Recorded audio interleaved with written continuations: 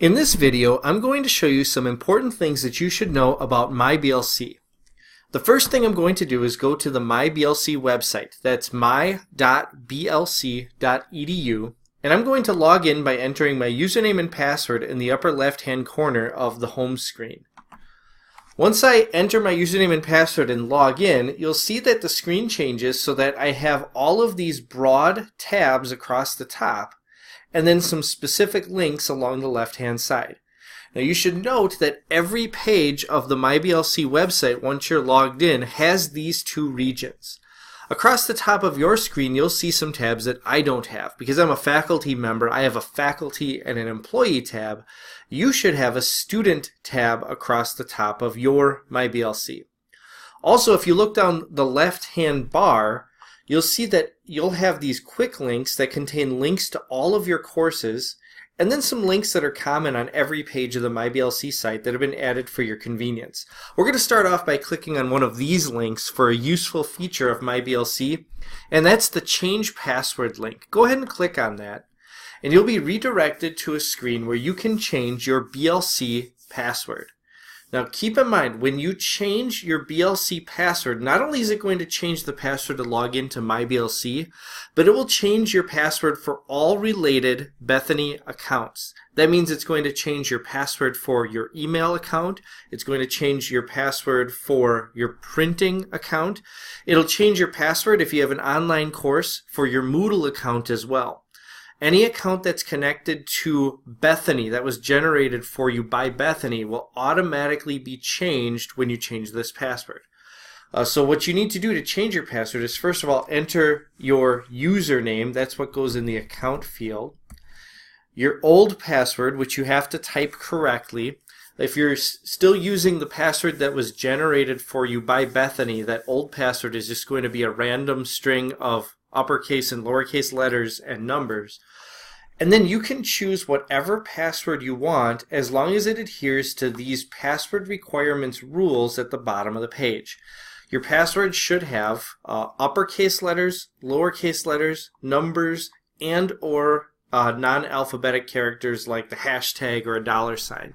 You need to choose 3 of those categories, and your password needs to be at least 8 characters long.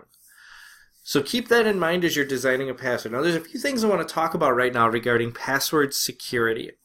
Make sure that you are the only person who knows what your Bethany password is.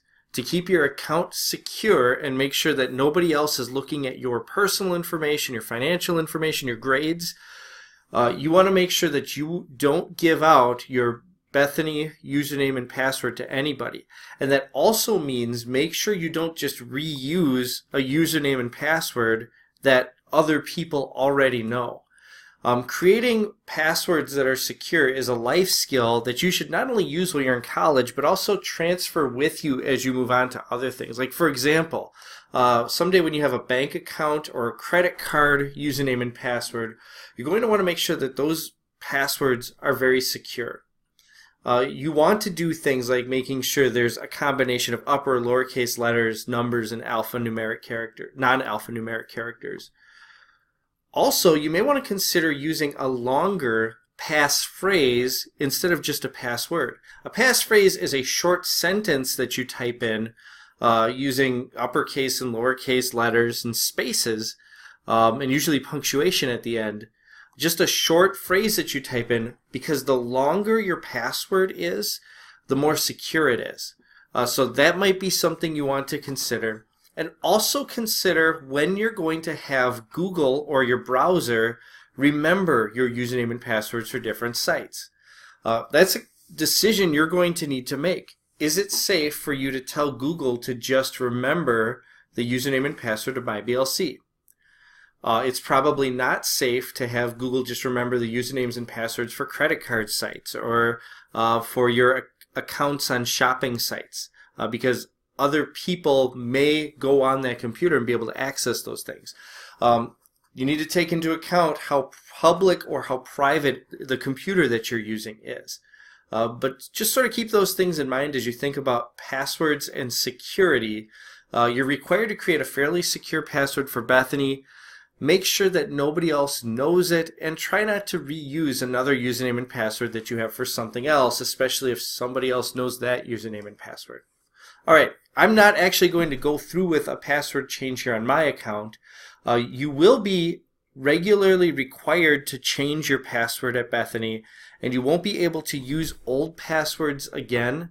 So keep in mind as you're creating your password, make it something that you'll be able to change to something else, maybe something else that's close to it but a little different in the future.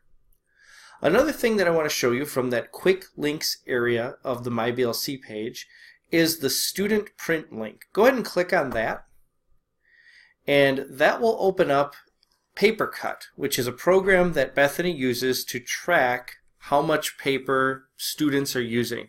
We do not use PaperCut to limit the amount that students are able to print, but we do track paper usage by students to keep on top of what our needs are as a college.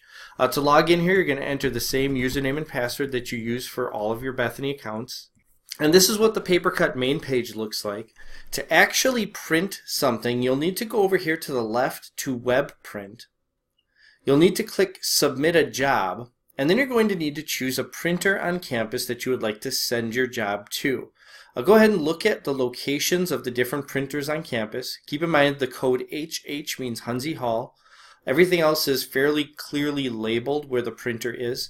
The PC Lab and the bottom floor of Meyer is the Meyer PC Lab printer. That's what I'm going to choose for right now. Once you've chosen a printer where you'll be able to pick up your document, I'll go ahead and click on the link to Print Options. This will let you choose the number of copies. Go ahead and choose however many copies you would like. And then finally you'll have to click to Upload Documents. You'll have to click to Choose Files, and then you'll need to browse to a file on your computer that you would like to print. To do this, you need to make sure you know where your file has been saved, and keep in mind you can't print documents directly from the internet. If I wanted to print a web page, like let's say I wanted to print a copy of the BLC main page, to do that I would first have to download a copy of the page. To do that, I'm just going to click Control P as if I was going to print this. And then one option that you have is instead of printing, you can choose to save as a PDF. And then if I click Save, this would save to my computer somewhere. And then, because I've saved it to my computer, I'll be able to print it using web print. So just make sure you understand that in order to print something through PaperCut web print, you first need to have the file saved to your computer somehow. And if you have questions about how to do that, please feel free to ask me anytime. Once I'm finished, if I click this Upload and Complete button, it will send the document to the printer right away. But I'm going to close out of this without actually printing anything. Then the other thing I want to mention, I can't show you on my MyBLC account because I don't have a student tab. But I do want to mention that there are a bunch of things connected with the Student tab that you will use regularly. In the Student tab, you'll find the registration link along the left-hand side where you can register for courses once registration is open. Also in the Student tab at the very bottom, you'll find the link where you can choose to add a parent who you can send information to about your grades and finances. Now let me just talk about that for a moment. As a college student, you do not have to feel obligated in any way to share your financial records or your grades with anybody else, including your parents. Under FERPA law, the Federal Education Right to Privacy Act, as a college student, you have As a college student, you have a right to the privacy of that information. You can choose, however, if you want, to share either your financial